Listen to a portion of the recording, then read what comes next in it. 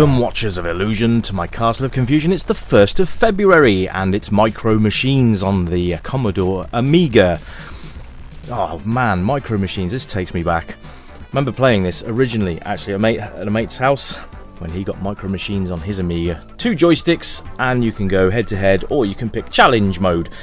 I thought we'd do head-to-head now, and this is going against the CPU because I don't have anybody sat next to me to be able to do a multiplayer with, which is a shame, but you know, that's how it goes. Anyway, you can see there, great selection of characters.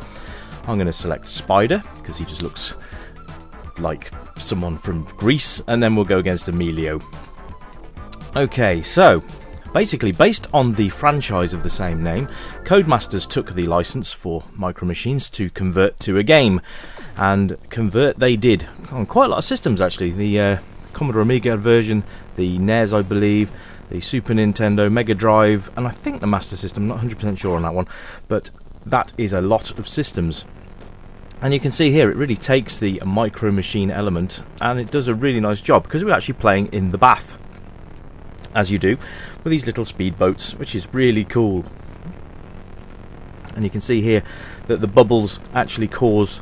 they're supposed to be like a hazard, really, but I don't really notice much difference if you go over them. Now, the game does penalise you if you sort of try and cheat your way through the level. If I try and cut across any of this, it will actually penalise me for that. So basically the idea is to try and turn all of those red bubbles at the bottom purple, or at least try and get as many as you can changed. So we're going to go into another race now, this time using looks like a truck. So we're going to go on the breakfast table now. You can see, look at that! Cheerios, or whatever they're meant to be. I think this is really nice design.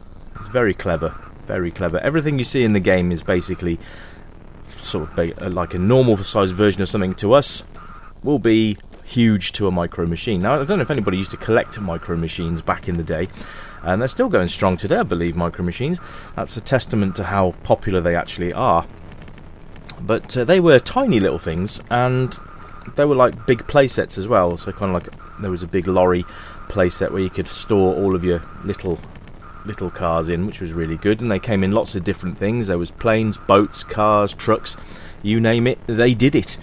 And incredibly popular the franchise was. I'm not quite sure how popular it is today, but if it's still going, it can't be that bad, can it?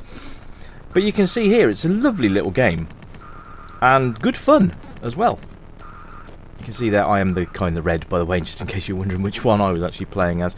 Now, I'm notoriously bad at driving games, but I still win! Yay! Okay, so level 1 and 2 of that, fairly simple. Now we're off into sort of a sports car, and it's called Desktop Drop-Off. And I seem to remember this being a bit of a frustrating level. Let's have a look and see if it's changed any, or whether I was just being rubbish back then as well. Oh, and because I went off the screen, he wins the first point. Lovely. Okay, so let's continue off. And I think the main problem with this game really is it suffers from having no in-game map, so you really don't know what's coming. So you've got no chance of finding out when the corners are. I mean, at least Mille Miglia 2 had some sort of track thing that you could have a look at. I mean, it wasn't great, but it was better than nothing. But these corners and everything just come out of nowhere, and this is still as hard as I remember it being, actually. But if you get run off the screen, then you basically lose a point. So all of those little blobs at the bottom of the screen, if they all turn purple, then he wins. Yes, so I've now lost a life. Graphically, it's lovely. The only thing that I would like to have seen is parallax scrolling. I think that would have been really, really nice. But they kind of left that off, and I'm not quite sure why they did that. But Codemasters, yeah, for the time, this was kind of like a big, not really a surprise, but because they've been associated with games like Dizzy and all that kind of thing across the platforms, having this franchise came as a bit of a shock. But it is one of the best multiplayer car experiences you'll ever play. If you've got a multi-tap on the Amiga, or like a joystick, 4-player joystick port, and this is really hard, a joystick port, then you could have up to 4 players playing at the same time, if I remember rightly. Now, that's cool, and it did it on the consoles as well, with a sort of a pass-through, which was really clever.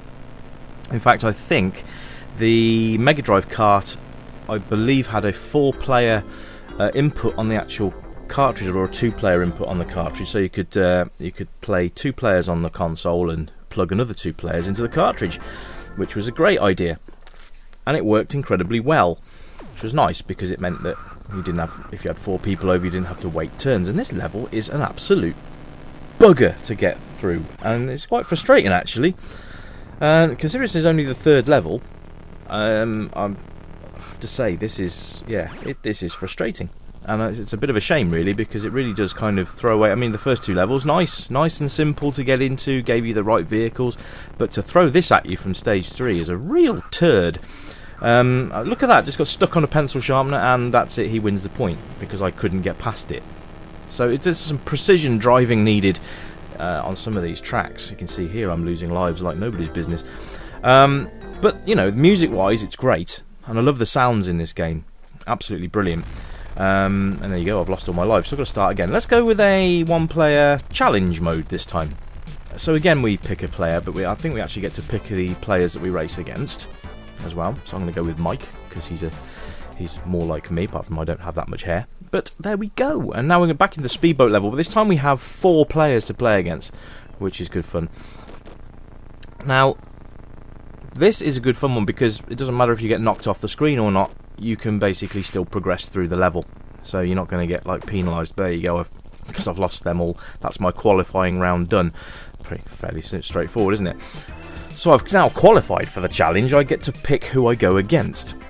So let's go against... oh, I don't know. Let's go against Dwayne, Cherry, and Chen. Why not? Why not? So we've got a nice varied pick of players there to go against.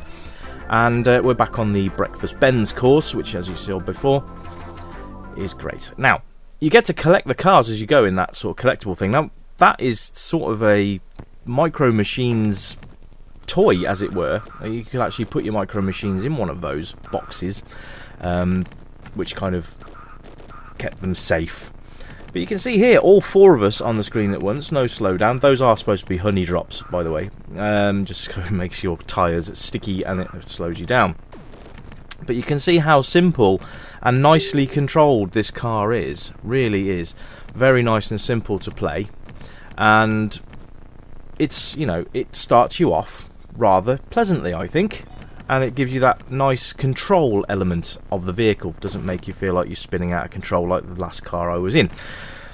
I love the fact that everything is just, you know, this just is a breakfast table. And, you know, if you had a good imagination back then, you could make this track out of Cheerios and all sorts of bits and pieces and have your little Micro Machines, obviously not doing it on their own, but you could push them around the course on your own. So the sort of like anything our size was always good as a obstacle for little cars, which is a great idea, and I think that's where the inspiration for this sort of came in. And I really like it's just completely different, and I thought, you know, Racing Week couldn't be complete without a Micro Machines game, so I thought we'd go for the original one anyway because it's good. And here we are on this bloody track again. Yeah, it's to go from 2 really nicely controlled vehicles to this one, and this is really nasty. It just doesn't handle well at all. And I'm actually taking my finger off the throttle to try and, you know, get around those bends a bit easier. The problem I've got with this level really is that there's just no indication of what's coming. So you can, you know, like that eraser in the way, great, or that eraser in the way is just, you know, there's nothing to show you there's any hazards or anything else. And I think that's where this game really falls on its backside, because it's difficult, and without other players there, I mean, if they were against a bunch of mates, this would actually be quite funny, because I suspect you'd all be doing this rather than just one of you. But that car is incredibly hard to control. So I don't know. What's your experiences with this game? Have you played the original Micro Machines? I suspect half of you got past this level anyway. I'm just really bad at them. But yeah, this is quite hard. I'm going to try and show you now what happens when you try and veer off course. That happens. Anyway, this has been Micro Machines on the Commodore Amiga. I've been Rich, this has been the Retro Revival Show, and I'll catch you in the next video. Thanks for watching, folks. Remember to like, share and subscribe. Bye for now.